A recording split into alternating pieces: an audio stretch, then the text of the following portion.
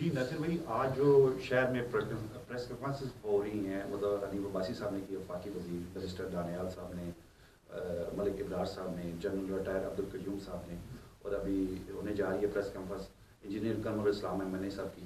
تو اور یہ جو بیانیہ بنایا جا رہا ہے کہ DGISP نے کہا کہ یہ ایک عمران خان PTI کے جو رہنما ہیں وہ ذہنی مریض ہے، اس کے بارے میں آپ کیا کہتے ہیں اور آپ کا موقف کیا آپ کی پارٹی کے حوالے سے؟ دیکھیں جی، ہماری جماعت مسلم لیگ نون ہے. میاں نواز شریف صاحب ہمیشہ جمہوریت کی بات کرتے ہیں، ہم بھی جمہوریت کو ماننے والے لوگ ہیں، ایسی بات نہیں ہے.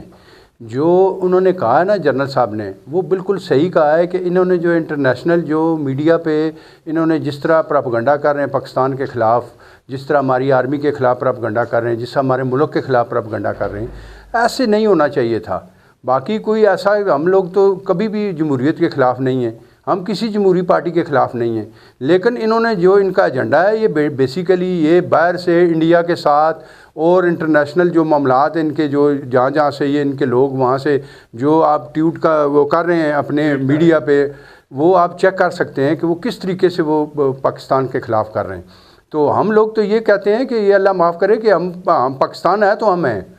پاکستان آرمی نے جو کام کیا ہے وہ آپ کے سامنے، آپ سب پورے پاکستان کے سامنے ہے. پاکستان آرمی اپنی جانیں بھی دے رہی ہے، ہر چیز کر رہی ہے، اس کے خلاف پاکستان آرمی کے خلاف یہ کیوں ایسا پروپیگنڈا کر رہے ہیں؟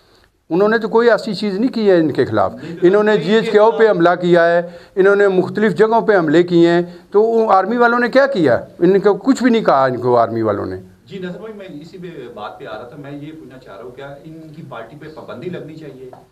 میں تو یہ نہیں کہہ سکتا ہوں پابندی لگنی چاہیے. اگر جمہوریت پہ آتے ہیں، اگر جمہوری طریقے سے اگر یہ کام کرتے ہیں تو میں تو نہیں کہتا ہوں کہ پابندی ہونی چاہیے، لیکن بیسیکلی ان کے پیچھے جو ایجنڈا ہے وہ پاکستان کے خلاف ہے، وہ ان اداروں کے خلاف ہے ہمارے اور ملک کے خلاف ہے. اس پہ میں کچھ نہیں کہہ سکتا ہوں کہ ان کے جس طرح وہ بہتر سمجھتے ہیں وہ ادارے وہ ان کے خلاف کارروائی کریں. ناصر بھائی یہ مجھے بتائیں نا، علیمہ خان اور ان کی دوسری بہن نے انڈینز چینلز پہ جو ابھی پروپیگنڈا کر رہی ہیں پاکستان کے خلاف، کیا یہ ٹھیک ہے؟ نہیں، یہ بالکل ٹھیک نہیں ہے.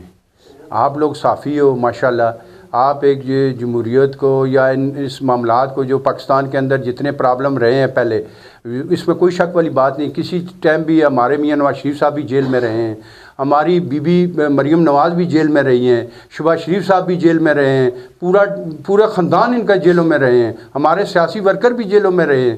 تو اس میں اتنا پراپیگنڈا تو نہیں کرنا چاہیے ملک کے خلاف، آرمی کے خلاف، کہ یہ تو ذاتی ان کے فعل ہے.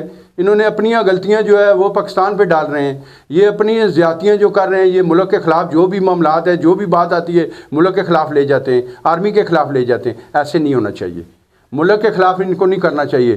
جو لڑائی ہے یہاں پہ لڑیں، ہمارے ساتھ لڑیں، سیاسی جماعتوں کے ساتھ لڑیں، اور ملک کے اندر لڑیں نا. ملک کے باہر یہ جو بھی بیان دے رہی ہیں، جو بھی یہ غلط کر رہی ہیں، غیر ملکی میڈیا کے یہ سہارا دے کے تو پوری دنیا میں پاکستان کو بدنام کرنے کی جو سازش کی جا رہی ہے، اسی وجہ سے آرمی کہہ رہی ہے نا.